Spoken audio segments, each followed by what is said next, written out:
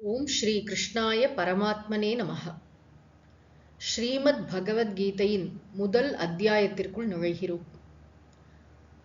நம்ம எல்லாருக்கும் தெரியும், பகவத்கீதையில் 18 அத்தியாயங்கள் இருக்கின்றன. இந்த முதல் அத்தியாயத்திற்கு அர்ஜுன விஷாத யோகம் என்று பெயர். ஒவ்வொரு அத்தியாயத்துடைய தலைப்புமே யோகம் யோகம் யோகம் என்று வரும்.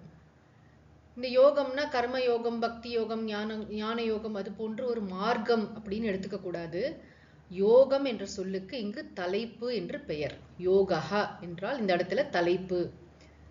தமிழ்ல, சம்ஸ்கிருதத்துல, எல்லா மொழிகளிலுமே சொற்களுக்கெல்லாம் இடத்தை பொறுத்து தான் பொருள் எடுத்துக்கணும். ஒரே பொருள் வராது. யோகம் என்ற சொல்லுக்கு எத்தனையோ அர்த்தங்கள் இருக்கின்றன. ஒரு அர்த்தம் தலைப்பு என்பது. என்ன தலைப்பு? அர்ஜுன விஷாத யோகம். அர்ஜுனனுடைய விஷாதம் என்று சொன்னால் அவனுடைய துன்பம் உடல் மொழியில் வெளிப்படுகிறது. அதற்கு விஷாதம் என்று பெயர். அர்ஜுனனின் துயர வெளிப்பாடு என்பதுதான் தலைப்பு. இந்த முதல் அத்தியாயம் முழுவதும் பகவான் ஸ்ரீகிருஷ்ணர் உபதேசத்தை தொடங்கவே போவதில்லை. இந்த அத்தியாயம் முழுவதும் ஒரு பேக்ரவுண்ட். இந்த கீதோபதேசம் நடைபெறுவதற்கான ஒரு களம். நமக்கெல்லாம் தெரியும், போர்க்களத்துல பகவான் உபதேசம் செய்தார். ஏன்னா உபதேசம் என்பது எப்பொழுதுமே ஒரு சீடன் குரு கிட்ட போய் கேட்கணும், எனக்கு கற்றுக் கொடுங்கள் என்று கேட்டால்தான் குரு சொல்லிக் கொடுக்க வேண்டும் என்று ஒரு மரபு இருக்கிறது. அப்படி அதற்கான ஒரு சூழ்நிலையை உருவாக்குவது, கரெக்டா சொல்லணும்னா குரு சிஷ்யர்களை அறிமுகப்படுத்துவதுதான் இந்த கதை பகுதியின் நோக்கம். இந்த முதல் அத்தியாயம் முழுவதும் அந்த போர்க்களத்துல எப்படி இவர்கள்லாம் அணிவகுத்து நின்றார்கள், அர்ஜுனனுடைய மனநிலை எப்படி மாறியது, அவன் எப்படி துயரப்பட்டான், அந்த துயரம் எப்படி அவனது உடல் மொழியில் வெளிப்பட்டது, பாடி லாங்குவேஜ்ல எப்படி அர்ஜுனனுடைய துயரம் வெளிப்பட்டது, இந்த விஷயங்கள்லாம் வரப்போகின்றது. இதெல்லாம் பகவான் பார்க்க போகிறார்.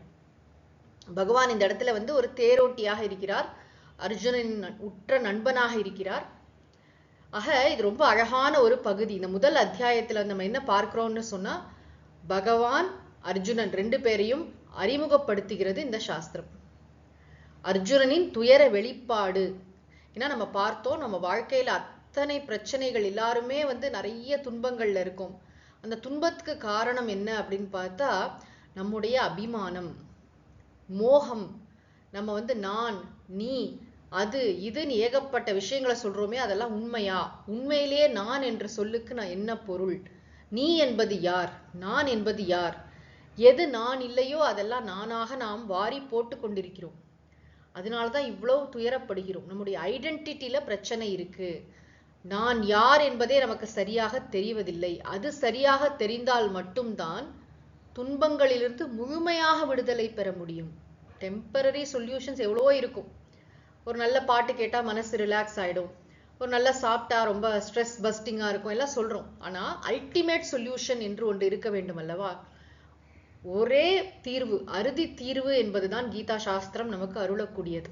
இந்த பிறவி நோயிலிருந்து முற்றிலுமாக நம்மை விடுவிக்கக்கூடியது கீதா சாஸ்திரம். ஆக அர்ஜுனன் எப்படி மனத்தெளிவு பெறுகிறான்ங்கிறது 18வது அத்தியாயத்தின் முடிவுல தான் நம்ம பார்ப்போம். இப்போ அர்ஜுனன் சாதாரண மனநிலையில போருக்கு வருகிறான், போர்க்களத்திற்கு வருகிறான். அங்கு என்ன நிகழ்வுகள் நடக்கின்றன, எப்படி அந்த யுத்தம் திட்டமிடப்பட்டிருக்கிறது, இது போன்ற விஷயங்கள். பொதுவா ஒரு நம்ம எல்லாருக்குமே வாழ்க்கை சூழ்நிலைகள் அப்படித்தானே இருக்கு. சாதாரணமா இருக்கு, ஆனா திடீர்னு பார்த்தா ஒரு இமோஷனல் அவுட்பர்ஸ்ட், நம்மையும் அறியாமல் ஒரு குறிப்பிட்ட சூழ்நிலையில இப்படித்தான் நம்ம நடந்து போமா அப்படின்னு தெரியாம ஒரு மாதிரி பதட்டத்துல நடந்துப்போம் இல்லையா? அதெல்லாம் எதனுடைய வெளிப்பாடுனா, நம்முடைய மனசுல இருக்கிற அட்டாச்மெண்ட், நமக்கு இருக்கக்கூடிய பற்று, நமக்கு இருக்கக்கூடிய அவிவேகம், மயக்கம், மோகம், அதற்கெல்லாம் ஆதாரமாக நமக்கு இருக்கக்கூடிய அறியாமை, ஆத்ம அஜ்ஞானம், இந்த வேர். அதுதான் பகவான் இந்த பிரச்சனையோட ரூட் காஸ் அனாலிசிஸ்னு சொல்லுவோமே, அதற்கு போய் பகவான் சரி செய்ய போகிறார். ஆனா முதல்ல என்ன பிரச்சனை என்பதை நமக்கு புரிய வைக்க வேண்டும். அதற்காக தான் இந்த கதை பகுதி மிக அழகாக அறிமுகப்படுத்தப்பட இருக்கிறது. ஆக அர்ஜுனனின் துயர வெளிப்பாட்டை பற்றி பார்க்க போகிறோம். இந்த முதல் அத்தியாயத்துல ஸ்லோகங்களை படித்து மேலும் மேலும் பொருள் தெரிந்து கொள்வதற்கு பகவான் ஸ்ரீகிருஷ்ணரும் சத்குருநாதரும் தொடர்ந்து நமக்கு அனுகிரகம் செய்யட்டும். ஓம் சாந்தி ஷாந்தி ஷாந்தி. ஹரிஹி ஓம் தத்சத். ஸ்ரீகிருஷ்ணார்ப்பணமஸ்து.